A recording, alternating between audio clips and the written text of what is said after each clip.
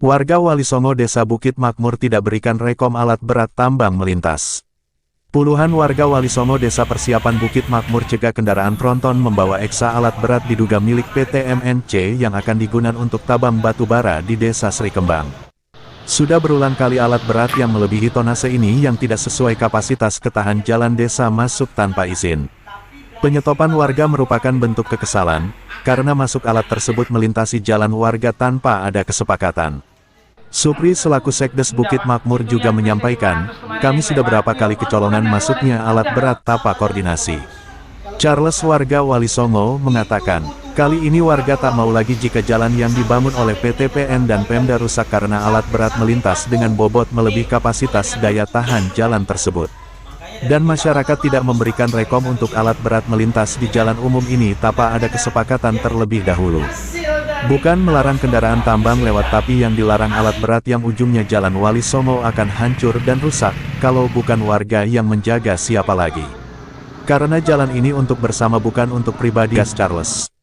Sementara Humas PT MNC Tambang Batubara Trazi menyaksikan protes warga tersebut. Berikut penjelasannya. Ini Pak, pertama-tama kami mohon maaf kepada warga terkhusus Walisongo kejadian membuat macetnya jalan di Walisongo Pak. Persisnya saya tidak tahu Pak, tapi isi 200 dari perkiraan sekitar 20 ton mungkin Pak. Sama kendaraan yang mengangkat? Mungkin lebih sedikit aja Pak, tapi persisnya saya tidak tahu. Dari PT apa itu Pak? Dari MNC. Teman saya yang saya tahu itu satu kali, tapi di luar dari yang itu saya tidak tahu Pak, karena posisi saya mungkin tidak lagi bekerja Pak. Dengan siapa Pak? Pak Presi Pak. Pak Presi. Sebagai apa Pak di PT MNC? Sebagai humas Pak.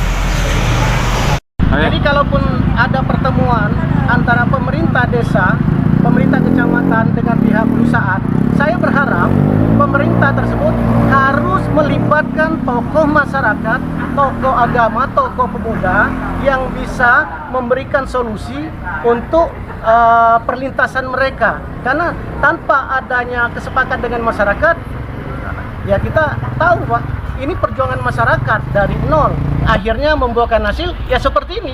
Dibantu dengan spot-spot, artinya tidak sekaligus. Nah, ini harus diperhatikan oleh pemerintah desa untuk menghargai masyarakat agar jangan sampai mereka memberikan keputusan secara sepihak. Itu.